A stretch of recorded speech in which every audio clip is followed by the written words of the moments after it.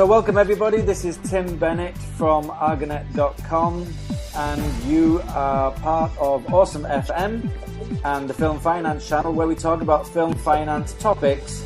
And today I'm being joined by the one and only Mr. Pete DeLorenzo. Hi Pete. Hi Tim, how are you? I'm very good. And just in full transparency so that everybody knows, we actually did a GoToWebinar call earlier today and we had 20 or 30 people on the call with us. And what a great call that was with loads of information. But unfortunately, the GoToWebinar system didn't record the recording correctly. And I got this jumbled file. So Pete and I have decided to get back together again with this recording. And we hope that you will forgive us for the snafu and that we will be able to share again with the audience a double dose of information about film investors. So Pete, welcome back for the second time today to Awesome FM. Well, I tell you, I'm truly honored, and these things do happen, but sometimes by the grace of God, they happen for a reason, and whatever we can put out there, your listeners can listen in, and thank God we'll be able to get this time around some of the information imparted, recorded. And we had a lot of great listeners, and I want to thank all your people for the questions, and hopefully it was very helpful to them. And so let's give it a go. Yeah, well, Peter, this just tells me that you need to be on the live calls because you never know what's going to happen. Well, right after we got off the air, I was inundated with, on Facebook and on emails. People were listening and had some great questions and befriended me on Facebook and also emailed me with a few more questions. There was a gentleman, Joseph, from Europe, so shout out to him. And we might mention if anybody, by luck, happen to have recorded it or saved it to their files, they should shoot it over to you. Absolutely. I will also send out everybody an email. But great thought. And it was great to know that we got some feedback. We had about 220 people actually go to the webinar link. Wow. And then 70 people of those, or 79 I think, actually registered. And then something like 22 people actually turned up. So they were really great statistics. And it's great to see that we can touch so many people. That's great statistics. And you mentioned we had people from all over, Philippines, Australia, Europe. That's great. Absolutely. So anyway, just to recap, who is Pete DeLorenzo? What does he do and what have you done? And maybe you could give us a little intro to yourself. Yeah, basically I started my career right out of high school. And, I was a singer at first.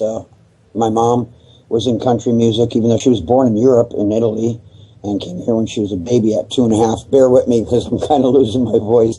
But music was in my blood. Music is a universal language. And then I delved into the acting and comedy and, was the class clown, the guy that made people laugh at parties. And I knew as a child, and that's in my film, that, it's not about you or being self-absorbed, but it was the love for bringing joy and entertainment to people. And I knew at a tender age of like 7, 8 years old that I wanted to be an entertainer.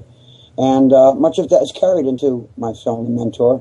My uncle wrote for Roy Acuff, Chet Atkins, and great country artists.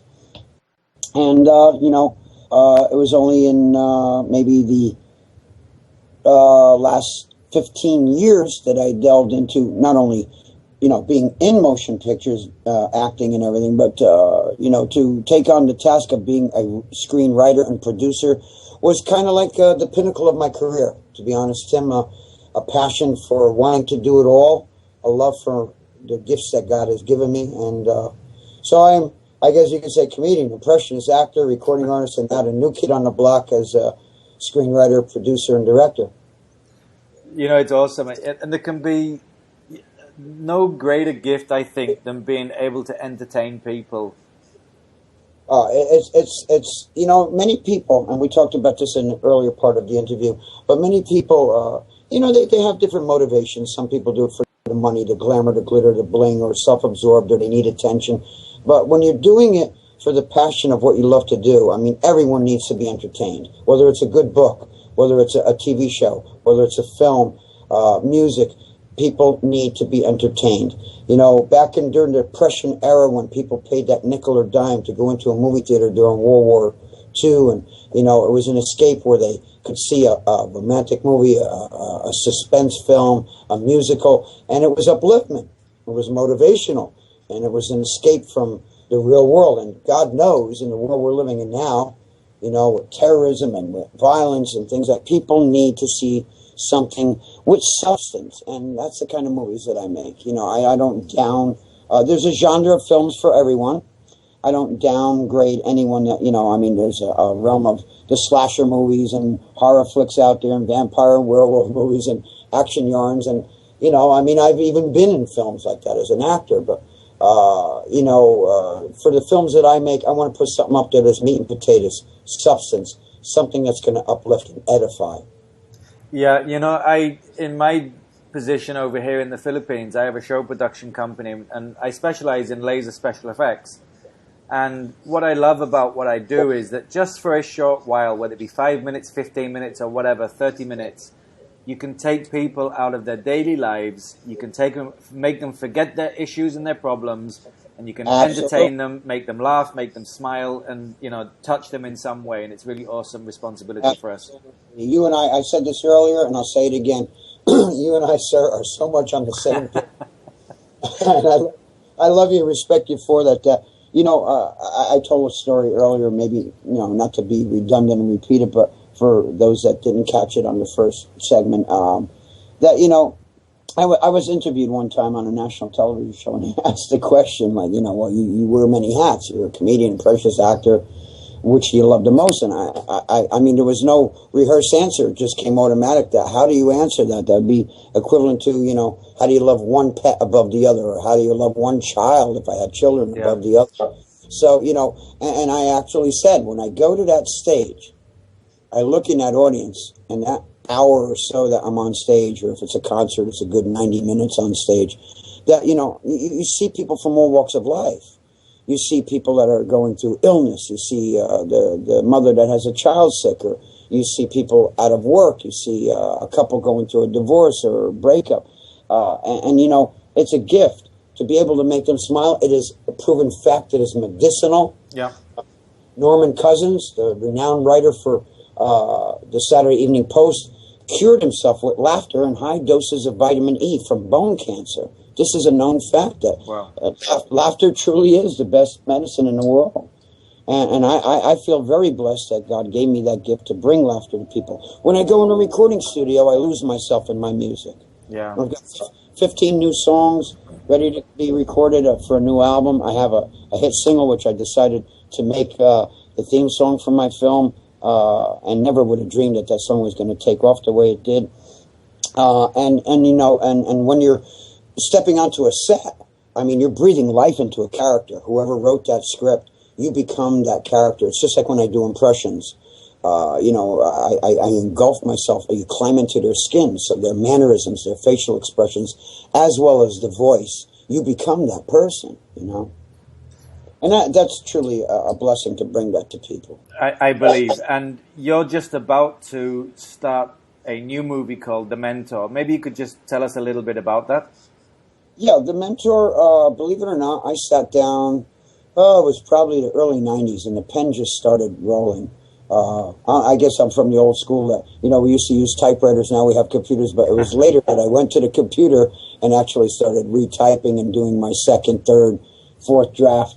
But I hand wrote the whole script in the very beginning, and I based it on loosely. It's not a biography per se, but loosely on my life and career, people, places, events. Some scenes are verbatim, some scenes are maybe a little stretched, and other scenes are pure fiction, like the love interest. That's it was written in the realm of, where's the right woman that's going to come along and love me for Pete the man, the person, rather than just the guy on the stage kind of deal. Mm-hmm. And that's how I wrote the song, They All Remind Me of You. And you know, so I poured it all out, and the film is a message of love, hope, determination, having a passion for whatever it is in life that you do, whether you pushed a broom, whether you worked in a department store, case in point, whether you're in the arts. We all have dreams. We all have goals. Don't ever give up. Love what you do what you love, do it uprightly, don't step on anyone's toes or stab anyone in the back, and put your faith in God, and you'll accomplish it. And I guess, I thank God every day that I'm a living example of that. So that's pretty much, and if you have that significant other, we're living in a world where I guess maybe the sanctity of marriage is a lost art, but I guess I come from the old school there too, and I said I always want what I saw my grandparents had, what my parents had. So I poured that into the film too, where it takes the viewer who will sit in that darkened theater, Tim, takes them back to the days where the music we grew up with. We could all remember, a song that we heard and the girl you were dating, or whether you were in school or in a place. And we're taking them back to a good place in life, with morals, with scruples, with family, roots, and love. And that's where I really went. I says, it's not Leave It to Beaver, it's not Father Knows Best, or, one of those shows, but it's very similar to it in the realm of, we could remember when we didn't have to lock our doors, where we could go out and catch lightning bugs and ride your bike till it got dark, and the great music, the icon, which I'm honored. I have so many artists attached to my film that, Tim, I tell you, when I was younger and I listened to these people on the radio and bought their records and watched them on TV, I never would have dreamed in the farthest part of my mind that later in life I was going to be sharing the same stage with these people and their homes and playing with their children and having a barbecue and on a first name basis and sharing the same stage and screen with them. So to have them in my film is truly an honor, and that makes it more marketable, of course, as you know. It is truly amazing how life takes us on these journeys that we never thought would ever be possible. Yeah. I remember living in England as a child and growing up in England as a child. I was brought up in the fairly depressed northeast of England, and I had dreams in my head. I never imagined in my wildest dreams that I would ever be living in a country called the Philippines. I didn't even know where the Philippines was. And it's a beautiful country. I've seen pictures that you posted. I'm like, I envy you. Oh my God! I tell you, some people that I talk to, they think that the Philippines is like a third world country and don't ever go there, but they're so wrong. It's so wrong is right. Oh yeah, this is an amazing country with an amazing people. It's absolutely spectacular, beautiful in some of the islands. In fact, I'm just actually about to start construction on a small house and resort in Palawan, which is just paradise on earth. Oh, God bless you. Yeah, it is. It's just beautiful. When my dad took ill, there were Filipino nurses that came to the home caring for him. And I'll tell you, they were the most hospitable, down-to-earth, loving, caring people, so committed to the field of healing. And when my father passed away, God rest his soul, that funeral home was filled with people that I was looking at my three brothers, and they were looking at me saying, "Who are all of these people?" And three quarters of them, Tim, were Filipinos that were loving people that cared for my dad.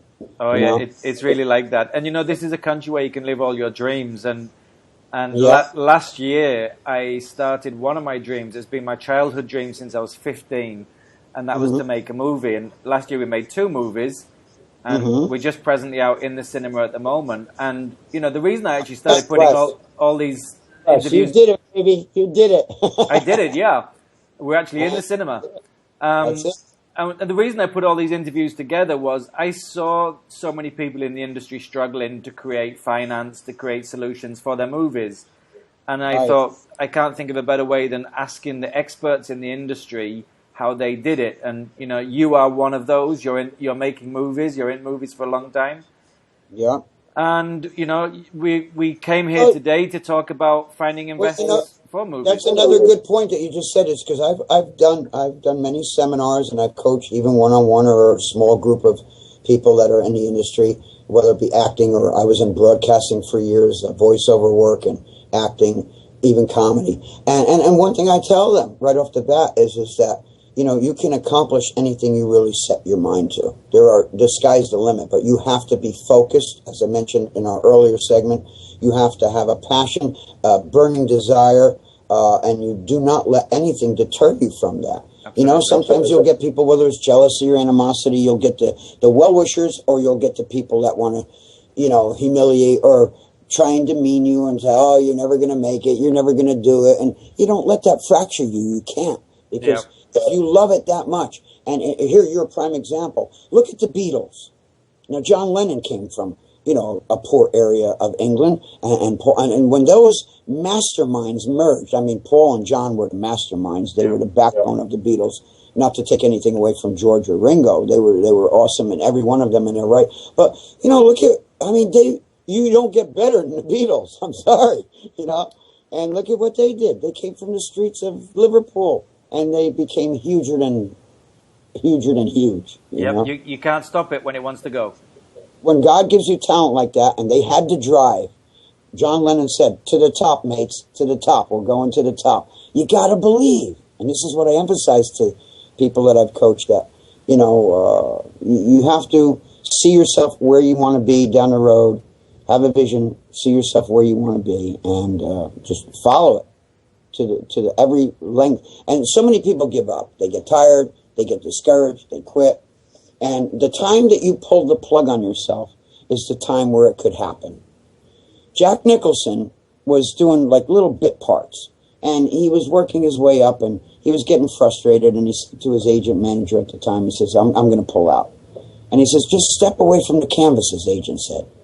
Step away from the canvas, see the big picture.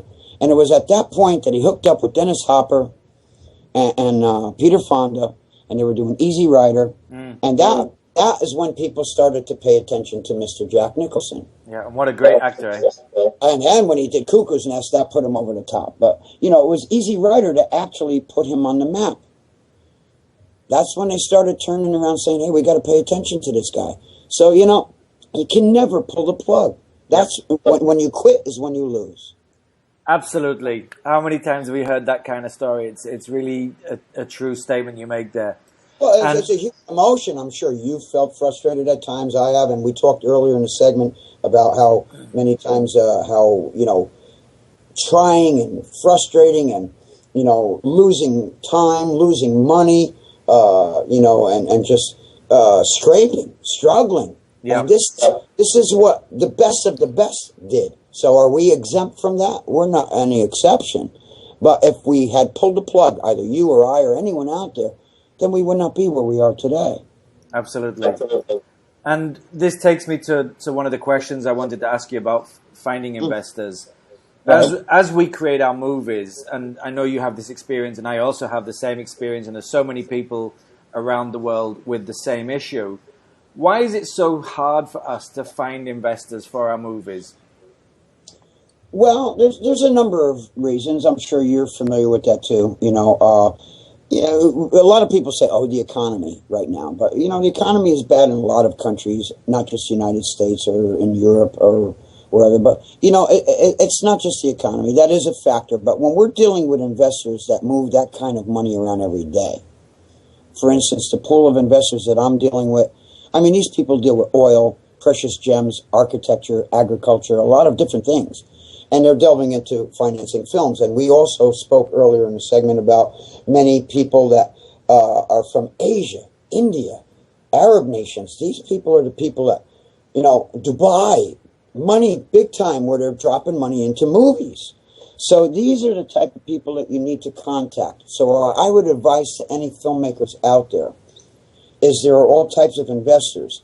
And it's hard, in answer to your question, because you have to find people not only with the funds, but people that have the vision, that they can see what you're trying to put up there. If they can see and be motivated and feel the passion that we do. Because as you mentioned earlier, and I have to reiterate that was a very good point you made, is that it is a business. We as artists, we feel the passion. We want to get our film made. We got to express ourselves. But they're looking at it from a different point of view that, hey, why should I invest money in your film? What's so interesting about Tim Bennett's film or Pete DeLorenzo's film? Or, So, they're going to look at several factors. What's in it for me? Where is my money going? What is it going to be used for? And what's my return? And I think you've hit, the nail on the head, as we say here, is so many people who are looking for money go in with the wrong mindset. They go to the investor saying, I need your money. Right. Instead of saying, how can I serve you in my movie? Right. Thank you. Thank you. Absolutely. Because, you got to look at the other side of the desk. And I always say, well, the world does not revolve around Pete DeLorenzo and his movie The Mentor. Yeah. Maybe this guy had a bad day. He's also got a lot on his plate. I have to be patient. I have to meet protocol, whatever their protocol is. All of these things are factors. But it's also in your presentation. It's in your pitch, your movie pitch. It's in your top sheet. You have to have a budget. You have to have a business plan. You have to have an executive summary. So for a lot of new filmmakers, whether it be a film short, whether it be a documentary, whether it be a feature film, if they don't have that, there is no way an investor is even going to listen or pay attention to you. They're going to want to see the paperwork, you see? And rightly so, because, you got a guy that's got a lot of money, and let's put it in layman's terms. If I were an inventor, and you're an investor, and I come to you and I say, well, Tim, here's this gadget I created, da-da-da-da-da, and I make my presentation. You say, well, Pete, I think you got something there. All right, well, we're going to have to patent this. We're going to have to manufacture it. We're going to have to market it. Okay? Well, how much do you need, and what's my return? Okay? It's not like we're just going there and asking somebody for a $20 or $100 loan. Mm-hmm. So this is what filmmakers need to know. And there's a lot of young people out there that I see a lot of good scripts that people submit to me. I see a lot of talented people that never get a chance. It's a very difficult industry. Getting the funds is the hardest part because you're knocking on a lot of doors. You're basically, I use the term where people say beg, borrow, or steal, and producers far more experienced than myself had said that's what you're doing. The movie Ray, when they did that movie about Ray Charles, Ray Charles was still living. And they went through the Hollywood studios and nobody wanted to finance it. And Philip Anschutz, who I believe it was not the Kodak, I forget the other theater, just escapes me right now. But he had financed and built that theater in L.A., and he says, this movie needs to be made. We're talking about an icon, Ray Charles, and he opened his checkbook and cut the whole budget. Wow, that's awesome. Yeah? Oh, yeah. But that happens very rare, the producer, executive producer, and director were like scraping, and these are Hollywood people, and I've dealt with Hollywood people. I mentioned that earlier in our segment where I was on the phone with a lot of Hollywood industry people that I know and have contact to, including New Line and Fine Line and Lionsgate, and often they'll offer a filmmaker the bookends, I call it, because they'll say, all right, well, we'll finance it and we'll distribute it, but then they're going to want to take control. And I say that not putting them down in any way. I mean, no disrespect, but they're going to want to maybe cast different marketable names and put whoever they want in there, as opposed to the people you've cast with your casting directors or yourself. Or they're going to want to go and change the script a word or two here or there, and it's going to lose the passion of the original of what you wrote. So I was adamant, I put my foot down, that I will not sell my people out, loyal to my cast and crew, that I handpicked meticulously and unbiasedly. And I said, well, I'll take the other half. How about we do the distribution and I'll raise the funds myself? And they said, good luck. And I said, thank you. All right? But I do have Lionsgate and New Line Cinema very interested in distribution, so I'm very honored on that end that they feel that this film has great potential. So, it's a combination. It's getting the funds. It's also getting the other half, which is the distribution. At least a letter of intent. Any upcoming filmmaker, get a letter of intent if you have any interest of distribution or product placement, as well as, naturally when it comes down to the nitty-gritty, then you got to get a bond of commitment, proof of funds, a bank statement, check their backgrounds, check their longevity, see who they have financed, and see what success rate they've had. All of that is very important factors. Very interesting comments, and I also love the sound of the train going past. It sounds very movie world, no? It's like you... It's funny that you mentioned that because I wrote a song about that train and entitled it The Big Black Iron Horse. Because I have a New Jersey Transit train, which comes from New York right through here. But that one that you just heard is a freight train. And believe it or not, it comes up the middle of the road during the day carrying cargo and debris and takes it to Pennsylvania, New York State.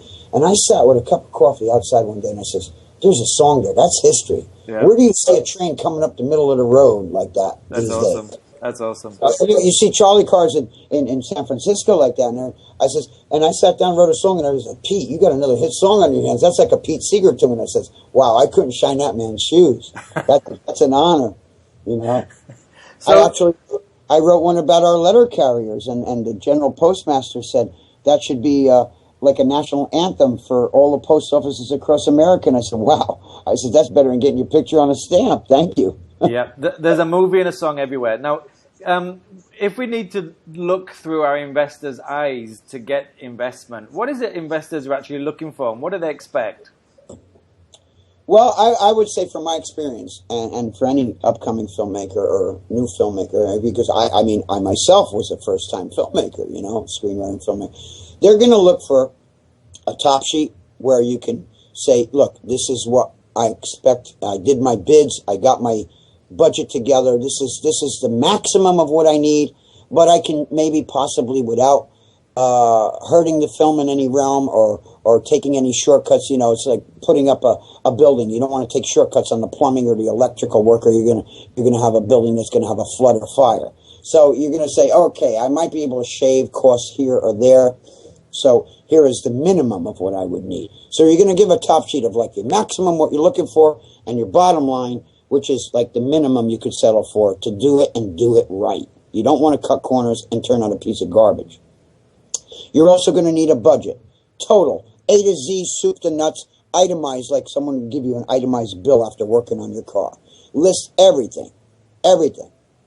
Props, your crew, your team workers, your cast, everything from soup to nuts in there. Ambulances on set. If there's a nanny, if there's animals involved, everything has to be itemized in that budget. Also, they're going to want an executive summary. Always give them a pitch, at least maybe 2-3 paragraphs minimum. A pitch would be a written trailer, if you will. You don't want to give too much away, so that they have a concept of what the film is about. And your executive summary, your budget, all of that is imperative. Otherwise, they're not even going to blink an eye, listen, or look at what you have without that. And they're also going to want to know if you have, what actors and A-list actors and marketable names that you have attached. That's all very important. And your director and your line producer and all the heavyweights that you have attached. Director, they're definitely going to want to know. So you got to have a competent director. A lot of people, Tim, had told me, "Pete, why don't you direct it?" I says, "I'm wearing 80 hats as it is. Mm-hmm. And I know what I'm looking for on the screen, and I could direct it, but I chose Mr. Bill Milling, who directed me in a film back in 96, 97. He is a great director from the American Movie Company in New York City, and I know I'm in good hands with that man directing my film. So I'll kind of be, I guess his first AD, if you will." But I know I'm in good hands with him directing it. Excellent. And we spoke about this a little bit earlier, but there are different types of investors, from corporate to personal. Yeah. And they're looking for different things. And in my interview with Tom Malloy a few weeks ago, which is where we actually met, Tom was making the comment, which I found to be true as well, that personal investors are much easier to deal with than corporate investors. What's your thoughts on that? Absolutely. And I bless the day that we did connect on LinkedIn, because here we are, and I'm honored to do this interview with you if it's going to help people. And, I had listened to your interview with Tom Malloy, and I had corresponded with Tom through emails, and I had his book. I read it cover to cover on, Bankroll, where Tom was a very accomplished actor and then went, into producing. And I concur with many of his points, but in answer to your question, there are all types of investors, and I would admonish that, if you're doing a short, if you're doing a college film, if you're doing something that is of not an astronomical budget or even a decent budget, for a feature film, it's going to far different from a low budget film. That's where Indiegogo, Kickstarter, things like that, it is a tool. It is instrumental. That's good for people that are trying to do something on a small budget. But if they're going for a feature, don't even go there, because you're not going to raise the amount you're going to need. and you're not going to hit the type of people that, not that I'm downing it at all, just saying that is a tool for maybe a genre of smaller type films. If you're going to do a feature film, I would agree with you and concur that hit the private investors, the entrepreneurs, bank investment people. Always check their background. There are a lot of scam people. I would admonish, and not to put them down, I don't want to speak ill, but I would stay away from crowdfunding, hedge funding, and brokers, because brokers usually want money up front, and you never, ever, to any of your listeners, I would, pardon me, my throat's getting a little scratchy, but, I always use the metaphor and liken it to, and we talked about this in an earlier segment, that like an agent, if there's an actor or an actress out there aspiring your career, and you go to an agent's going to, audition you or send you out on auditions, and you could go on 10, 20 auditions, and if they like you, you're going to get a call back, and then if they want you, then the agent books you for the gig, and that's when the agent gets a commission, not before. So, therefore, with a broker, a lot of them want money up front, and that's just unheard of. I had a broker one time, which I mentioned earlier in our segment, that, he says he wanted $25,000 up front.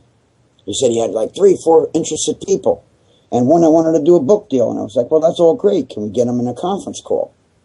That would be like me wearing a suit and tie and walking into a room in person, the next best thing, and doing a presentation, and he wouldn't do that.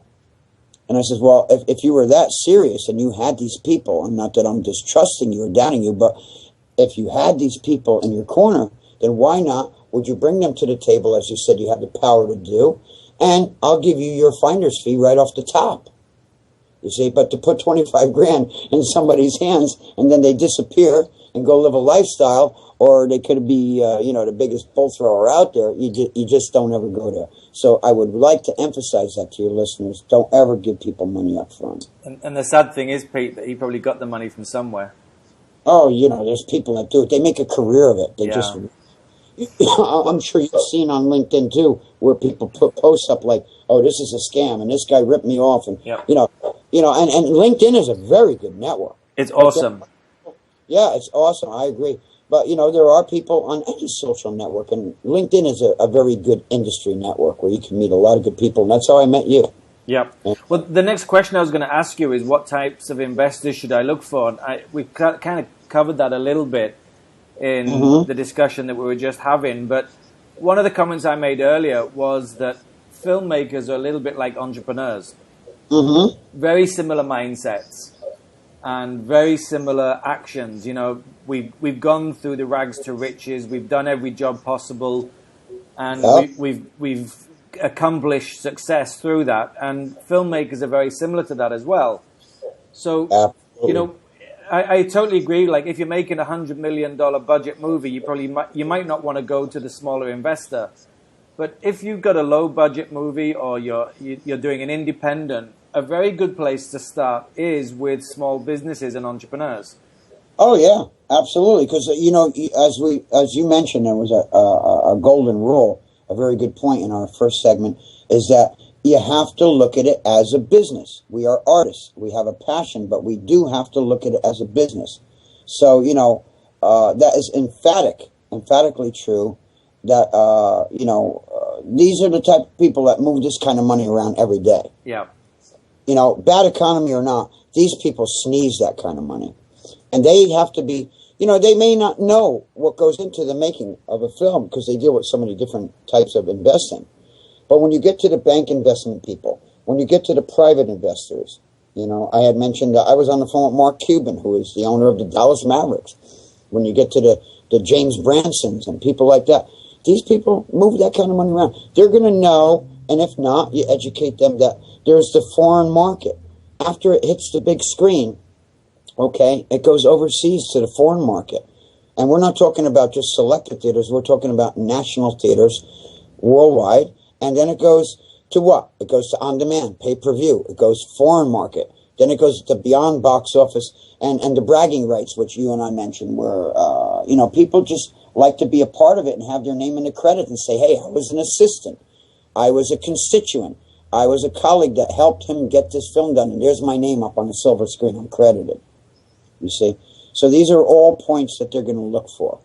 And you know, it's funny, you know, there are these people around who will give you money like this. I have a friend out here, he's actually a world champion martial art master. And Yeah. he said, well, you mean if I give you like $5,000, I can have my name in the film, I can be the fight director, and I can actually be in the movie for 30 seconds? Where do I sign? Yeah, where do I sign? Exactly. There are so many people around, like the entrepreneur mindset, who would love to do things like that. You know, like me, that's how I got into movies. A friend of mine came to me and said, we just need $2,000 to complete the movie. And if you give us the $2,000, you'll have your name up before the movie on the cinema screen. And I said, here's my check. I'm there. About 4 months later, I was sat in the cinema and my name came up saying, in participation with Tim Bennett from Argon Animation, and I was like, wow. You couldn't buy better advertising right there, too. That's like almost like along the lines of product placement, you know. Absolutely. So but you had the business mind and persevering enough to realize that some people don't, you know. At that point, it wasn't business. It was purely just to satisfy my ego to see my name on the screen. Right, and there's nothing wrong with that. You know, a lot of people do it. That's why they call it bragging rights. You know, absolutely. I'm sorry. Go ahead. I was going to say my second movie was completely different. My second movie was business. I invested money to make money. But, right. Well, but the first one was that breakthrough. You cracked the ice. Exactly. That's right. And you just need 20 or 30 people like that. That's another point I would like to make to aspiring filmmakers: that don't look to make a killing on your first film. Get it done. Get your funds and get it done. And then the doors will open. Once you turn out a good product, people will get in touch with you. They will come back to you. Get established. You know, when I matriculated my career, you know, I was the kid that made people laugh at a party, or class clown. But I knew in my heart I had a love for the stage and screen, and I went out there and went into New York City and just worked every nook and cranny in every club and worked my way up. I started my career in 1971. By 78, I was a feature actor. By 86, I hit the home run and became a nationally known artist. But, you know, it didn't happen overnight.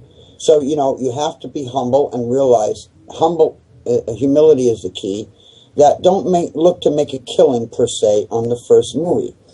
Get your funds, make the film, get established, and now people will recognize you as a filmmaker, and you're on your way. You know, I totally agree. And you know, there are so many different areas for film finance to come in. I was talking last week to Michael Perlin, who has a movie called The Three Magic Words, and we're actually bringing it to the Philippines for him. He was saying he was struggling to get money for his movie when he was putting it together, and one of the actors in the movie saw the trailer and said, "Oh, this is awesome! You know, what do you need to get this finished?" And he said that this is how much I need. And he wrote a check there and then. From within the crew came the money. See, that's the point. And you hit it on the head again, Tim, is that if somebody is truly interested, they're going to put their money where their mouth is. They're not going to procrastinate. They're not going to belabor it. They're going to go, okay, how much do you need? Let's go. Yeah. Let's make money together. And I have always said, whenever I approach any investors from my heart, I said, gentlemen, let's put our minds, our hearts, our souls, our talent, and our money together, and let's make a successful film. You see? So this is where it's at, you know? And what's awesome about it is they're already involved in the movie. Exactly. Yeah, so exactly. They have a reason for it to be successful. Yeah. You know, I had a guy for about 6 months or a year. He kind of danced around, and he was dealing with trying to get a couple of low-budget films. I'm not degrading him in any way. I won't mention by name, but, you know, out of respect. But he was out in L.A., and he would call me and go, yeah, come on out here, you know, you could stay on my yacht. And he was doing liquid lunches and hobnobbing with people and this and that. And I think it was like all like pomp, you know. And when it came down to brass tacks, I said, you know, sir, if you have these people that you say you have, and this was a different person than the broker I told you about earlier. I said, if you have interested parties, I said, I will fly out there, and I don't need to come on your yacht and have cocktails. I says, get a meeting with these people. I'll throw on a suit and tie, and I'll walk in there and give me 5 minutes, and I guarantee you I will get their attention, and God willing, they will open up their checkbooks. But you're just talking a lot, okay? See, you're going to get a lot of, you know, that's what's frustrating to a lot of people trying to get investors is that you're going to get a lot of the talkers. Well, that segues very neatly to my next question. When you're dealing with investors, who should we stay away from? Oh, the bad guys. There's a lot of them out there. Any of them that are going to, I would say anybody, whether you're an actor, whether, you're an entrepreneur, case in point, an investor, that would be like me getting on there. Oh, I've done this, I've done that, bragging. No, you don't have to brag. People, you have a resume, you have your credentials, and it can easily, you never want to falsify. I tell people, don't ever put something on a resume that is not true, because you're going to get found out. Yeah. Be honest, be real. So, you put your credentials out there, but you don't need to hard sell someone. And that's what anyone that is dealing with somebody that's going to get on the phone, and usually, and again, I don't mean any disrespect to brokers, but you'll find that a lot of them that are corrupt will hard sell you like a fast-talking car salesman. Oh, I can do this, and I can do that, and I got people, and da-da-da. If they're doing that, red flag right there. Because you know what? If they got the juice, the legs, and the power, and the reach, you don't need to go there. Just do it. Let's book it, Dano. Yep, very good advice. I was going to ask you, what are some of the red flags that we should look out for? That's a major red flag. And then, like I said, you got to check them out. So you Google them up, you Wikipedia them, whatever you got to do to try to find some kind. If you can't find any legitimate address, phone number, a website to these people, second red flag right there. Okay? Exactly. On my website, I make a point of people being able to get in touch with me. My address is there. My contact details are there. You can get in touch with me.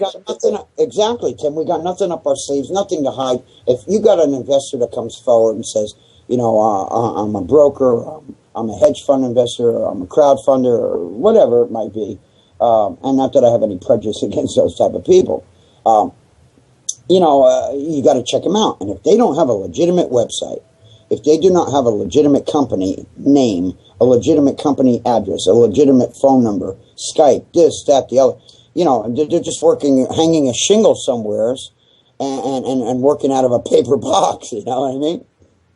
So that's a major red flag as well. Yeah. So let's say I've got an awesome script and I've got a great cast.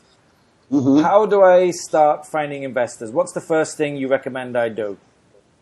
I would recommend highly that you get onto Google and you look up private entrepreneurs, you look up film investors, and do a lot of homework and a lot of research.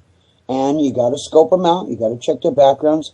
If you have any particular contacts or people and associates in the industry that can give you leads or help you out in any way or give you guidance to, legitimate people that can, of influence that have funds, that's a plus, and that's how you do it, people that are in the industry that can point you in the right direction, tips, leads, and then a lot of your own homework of just searching and knocking on a lot of doors.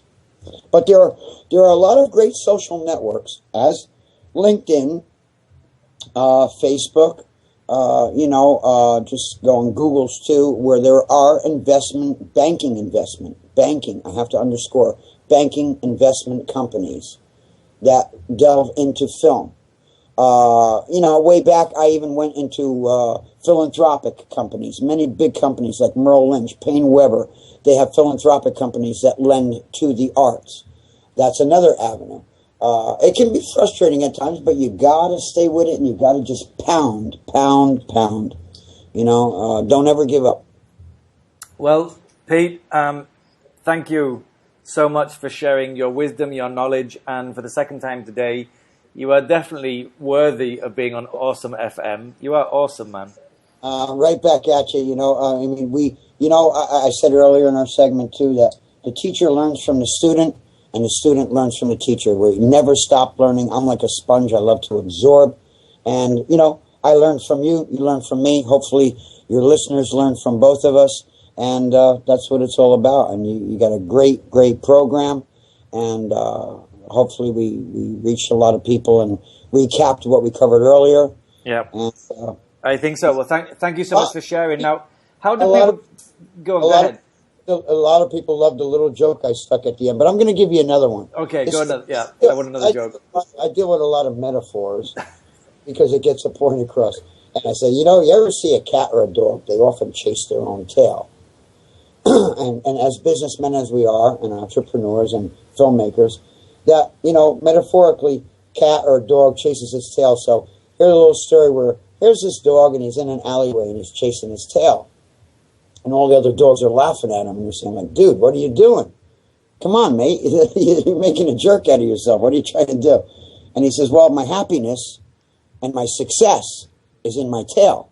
So I figured if I could catch it and get a little chomp on it, a little bite, I would get a taste of happiness in life. And with that, they all start to turn and look in the alleyway is this other dog. And the dog's got its tail straight out like an arrow. And that dog says to the group of them, well, you see, I hold my head up high, not with ego, not with prejudice, but with pride that I am happy and successful and impart my knowledge and my wisdom to others, and my success is their success. And my tail is straight out, and my happiness is in my tail also. And it follows me wherever I go. So the message there is, don't try and chase it. Don't chase your tail. Don't go in circles. Just put it out there. And keep throwing the spaghetti against the wall, and sooner or later it'll stick.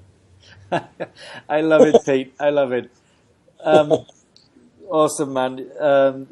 The movie, The Mentor, is coming out soon. And, I hope you can come back and share some more stories with us. Well, from your lips to God's ears, I could only report what, that my investors say we are closing in.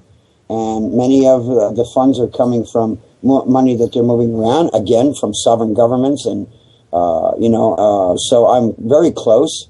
And I would say within the next 2-3 weeks, it's very crucial now. We're closing in. So it's my prayer that I will be able to start rolling cameras this summer and put a lot of wonderful people to work, great cast and crew.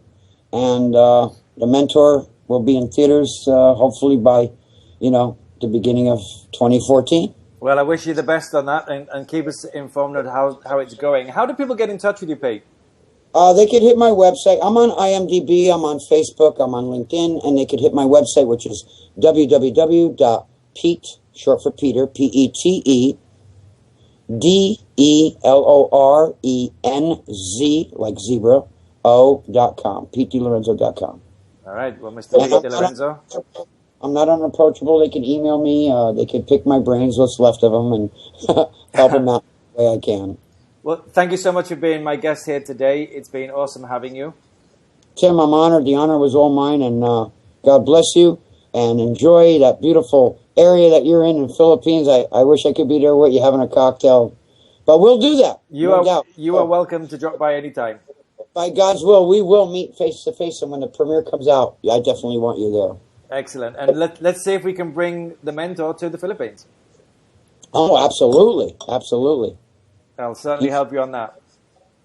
Yeah, that would be awesome. I mentioned earlier I have a gentleman that's a longtime colleague, and his wife, Danae, and Lee Shangle, are producers out in Singapore. So, the Philippines, they want me to do an actual tour, an HBO special out there that they're trying to put together. So, fantastic. We just might be hooking up sooner than we think. That sounds brilliant. That would be awesome. Okay, well, thank you very much, everybody, for being here. And this is Tim Bennett from Argonet.com. You have been listening to the amazing Pete DeLorenzo, who's been on Awesome FM and our Film Finance channel. I look forward to seeing you all again. Thank you so much, and have a wonderful, wonderful day.